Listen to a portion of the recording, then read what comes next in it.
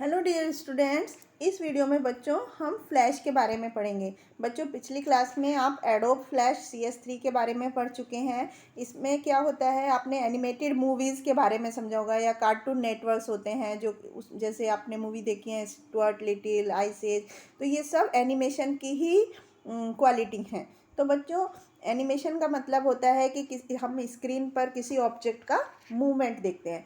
तो इस फील्ड में बहुत सारे लोगों ने को आजकल बहुत सारी अपॉर्चुनिटी है। तो यहाँ पर हम फ्लैश के कुछ बेसिक चीज़ों के बारे में समझेंगे। सबसे पहले हम पढ़ते हैं टाइमलाइन पैनल के बारे में। तो टाइमलाइन पैनल क्या होता है? टाइमलाइन पैनल में हम फाइल को समय के साथ कंट्रोल करते हैं। जैसे कि किसी मूवी की जो रियल मूवी है उसकी सारी डिटेल को एक साथ कंपाइल करके उसे एक सीक्वेंस में सीन को प्ले करते हैं।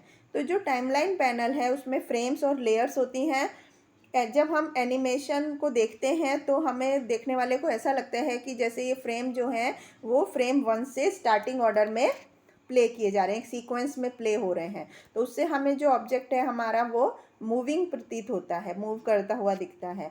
तो फ्लैश जो होते हैं वो ऑटोमेटिकली फ्रेम 1 से कंटिन्यू रन होते रहते हैं और लास्ट एक्टिव फ्रेम तक पहुंच जाते हैं। तो इस प्ले हेड होता है इसमें जो लेफ़्ट से राइट तक मूव करता है जब हम किसी फाइल को प्ले करते हैं। तो प्ले हेड जो होता है वो करंट फ्रेम की पोजीशन डिस्प्ले को इंडिकेट करता है। अब हम फ्रेम्स और की फ्रेम्स के बारे में पढ़ते हैं। फ्रेम्स क्या होता है बच्चों? किसी भी मूवी में जो टाइम पीरियड है वो फ्रेम से कंट्रोल होता है। हमारी जो फ्रेम, हर एक फ्रेम में एक अलग कंटेंट होता है और फ्रेम्स जो होते हैं जब हम मूवी प्ले करते हैं तो वो फ्रेम्स का एक सीक्वेंस होता है जो कि प्ले किया जाता है। तो रेक्टेंगल्स में ये होते हैं और ये लेयर के राइट साइड में होते हैं। और की फ्रेम क्या होता है? की फ्रेम एक फ्रेम होता है जिसमें हम अपने फ्रेम के कंटेंट को चेंज कर सकते हैं। ये चेंज जो है उसकी मूविंग भी हो सकती है, उसका साइज़ भी चेंज हो सकता है, रोटेटिंग, एडिटिंग या कंटेंट को डिलीट भी कर सकते हैं। तो अब हम किसी फ्रेम या की फ्रेम को किस तरह से इंसर्ट करते हैं अपनी फाइल में उसको समझते हैं। उसके लिए हमें कुछ स्टेप्स को फॉलो करना पड़ेगा। सबसे पहले नंबर्स के नीचे हमें क्लिक करना है जहाँ पर हम अपना फ्रेम या की फ्रेम को ऐड करना चाहते हैं। उसके बाद हम इंसर्ट मेन्यू के नीचे टाइमलाइन को क्लिक करेंगे और फिर अपना फ्रेम या की फ्रेम जो भी हम ऐड करना चाहते हैं उसको ऐड कर सकते हैं, सेलेक्ट कर सकते हैं। उसके बाद डिलीटिंग फ्रेम्स को डिलीट करने के लिए हमें फ्रेम को सेलेक्ट करना है सबसे पहले टाइमलाइन पैनल में से जिसको हम डिलीट करना चाहते हैं। उसके बाद राइट क्लिक करके जो फ्रेम हमने सेलेक्ट किया है उसमें रिमूव फ्रेम्स को क्लिक करके हम अपने फ्रेम्स को डिलीट कर सकते हैं।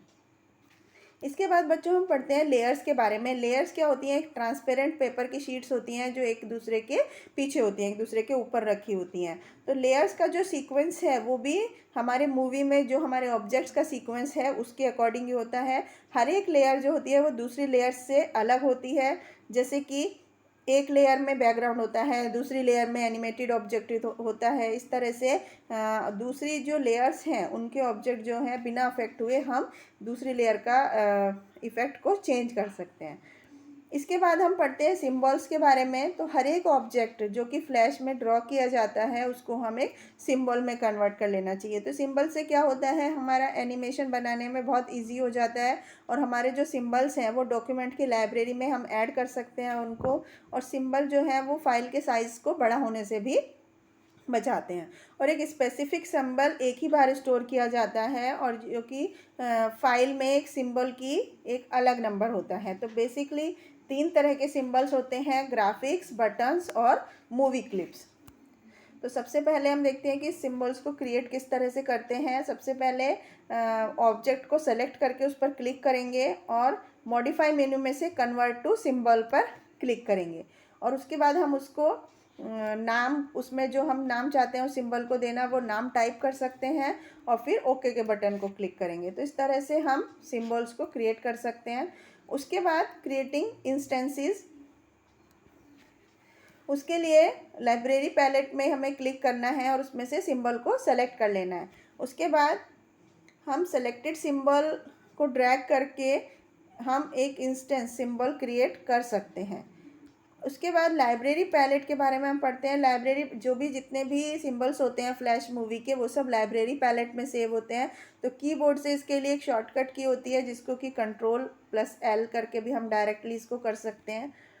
एनिमेशन, एनिमेशन क्या होता है, ये हमारे किसी भी मूवी का, किसी भी ड्राइंग को इस तरह से कंपाइल्ड किया जाता है, इस सीक्वेंस में कंपाइल्ड किया जाता है कि जब उसका मूवमेंट होता हमें दिखाई देता है तो बहुत सारी ड्राइंग्स इस तरह कनेक्ट होके उनको मूवमेंट किया जाता है कि वो हमें ऐसा लगता है कि जैसे वो मूव हो रही हैं। तो फ्लैश में एनिमेशन किस तरह से किया जाता है, सबसे पहले एक मोशन होता है ट्वीन एनिमेशन होता है।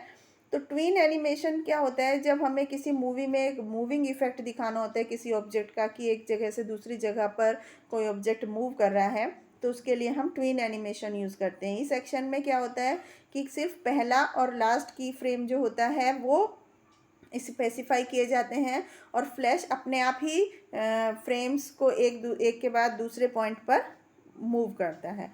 तो मोशन ट्वीन में क्या होता है, ऑब्जेक्ट की शेप चेंज नहीं होती है।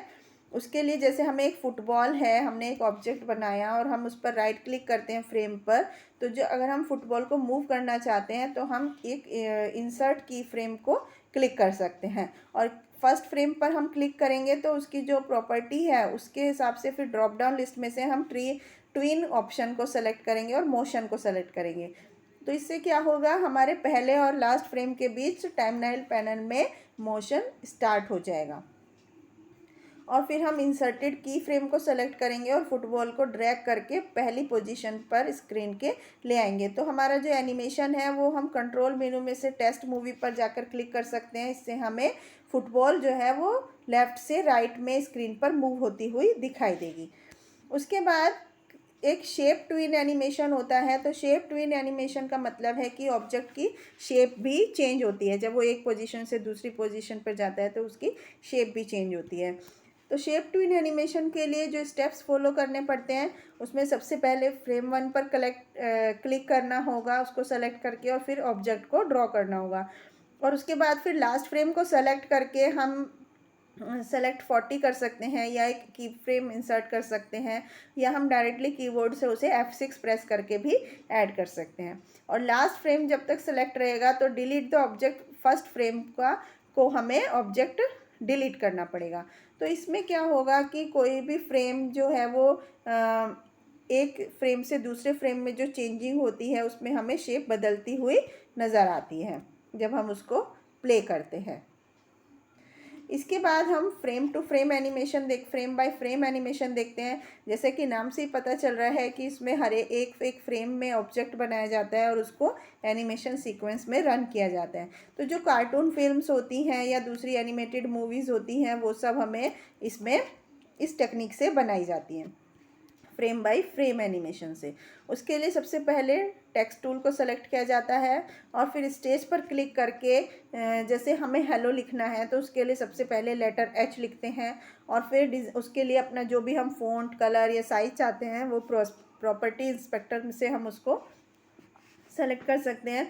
और उसके बाद फिर टाइमलाइन पैनल में हम नेक्स्ट फ्रेम या सेकंड फ्रेम को सेलेक्ट कर सकते हैं और उसमें फिर हम इंसर्ट, फिर उसके बाद टाइमलाइन और की फ्रेम को क्लिक कर सकते हैं और फिर उसका नेक्स्ट वर्ड लिखते हैं जो कि ई है।